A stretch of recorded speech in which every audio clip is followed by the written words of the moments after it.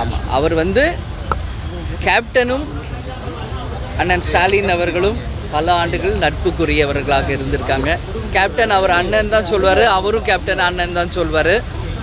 இது வந்து 100% மரியாதை நிமித்தமாக அவர் உடல் நலனை விசாரிக்கிறதுக்காக சென்று அவர் உடல் நலனை விசாரித்தோம்.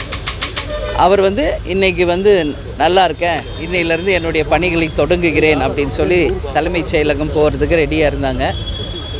ஏன் இதை நான் சொல்கிறேன்னா, எங்கள் திருமணம் நடந்தது கலைஞர் தலைமையில், எல்லாருக்கும் தெரியும்.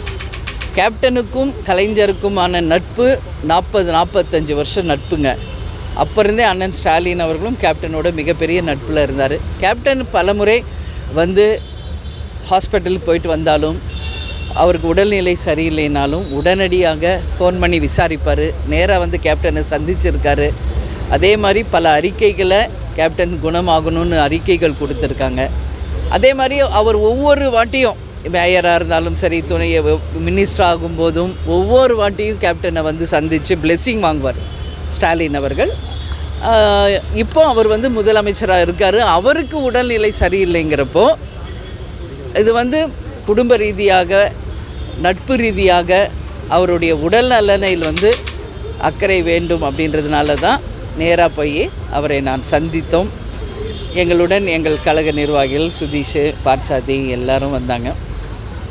ரொம்ப சந்தோஷமாக இருந்தார். நல்லா இருக்கேன்னாரு. சீக்கிரம் நீங்கள் குணமடையணும் அப்படின்னு கேப்டன் சார்பாக, தேமுதிக சார்பாக வாழ்த்துக்களை சொல்லிட்டு வந்தோம். நான் இப்போ தான் வந்து அவரை பார்த்துட்டு நாங்கள் வந்து எங்கள் தொண்டர்கள் மகிழ்ச்சின்னா அது எனக்கு மகிழ்ச்சி தான். ஆனால் இது வந்து 100% வந்து நீங்கள் அரசியல் கண்ணோட்டத்தில் நீங்கள் பார்க்குறீங்க பத்திரிகையாளர்கள். எங்களை பொறுத்த வரைக்கும் இது நட்பு ரீதியாக அவங்க எங்கள் குடும்பத்து மேலே வச்ச அந்த பற்றும் நாங்கள் அவங்க குடும்பத்து மேலே வச்ச பற்றின் ரீசனாக தான் 100% வந்து இது அவருடைய உடல்நிலையே அக்கறை காமிக்கணும், அவரை வந்து விசாரிக்கணுன்றதுனால தான் நாங்கள் சென்றோம். சரிங்களா? அண்ணி இருந்தாங்க, உதயா இருந்தார், அமைச்சர்கள் இருந்தாங்க, எல்லாரையும் பேசிட்டு நாங்கள் வந்திருக்கோம். சரிங்களா? வந்து உங்களுக்கு ராஜ்யசபா சீட்டு கொடுக்காத சூழ்நிலையில் நீங்கள் திமுக கூட்டணிக்கு சென்றதுக்கான வாய்ப்பு இருக்குன்னு சொல்லப்பட்டுச்சு. இந்த சமயத்தில் இது அரசியல் ரீதியான சந்திப்பாக பார்க்கப்படுற இது இருக்குல்ல, வாய்ப்பு இருக்குல்ல? இல்லை, நீங்கள் உங்கள் கண்ணோட்டம் அது. நான் ஏற்கனவே தெளிவாக பல முறை உங்களுக்கு சொல்லியிருக்கேன். தேசிய முற்போக்கு திராவிட கழகத்தின் வளர்ச்சியை மட்டுமே நாங்கள் இப்போ வந்து ஃபுல்லாக கான்சன்ட்ரேட் பண்ணுறோம். உங்கள் எல்லாருக்கும் தெரியும், ஆகஸ்ட் 3ஆம் தேதியிலிருந்து தமிழ்நாடு முழுக்க நாங்கள் சுற்றுப்பயணம் ஆரம்பிக்க இருக்கிறோம். கும்மிடிப்பூண்டியில் ஆரம்பித்து கன்னியாகுமரி வரை முதல் கட்ட பயணம், 2ஆம் கட்ட பயணம், 3ஆம் கட்ட பயணம் என்று. அதே மாதிரி கடலூரில் மாநாடு ஜனவரி 9 வச்சுருக்கோம். ஸோ எங்களுடைய பணிகள் வந்து இப்போ தேமுதிகவை ஸ்ட்ராங் பண்ணுறது, வளர்க்குறது, எங்கள் நிர்வாகிகளை சந்திக்கிறது, மக்களை சந்திக்கிறது, அப்படிதான். அதனால தான் இல்லம் தேடி உள்ளம் நாடி அப்படின்னு எங்கள் நிர்வாகிகளை வந்து சந்திக்க போகிறோம். கேப்டனோட ரத யாத்திரையும் மக்களை சந்திக்க மக்கள் தலைவர் அப்படின்னு அதுவும் ஒன்று செய்ய இருக்கோம்.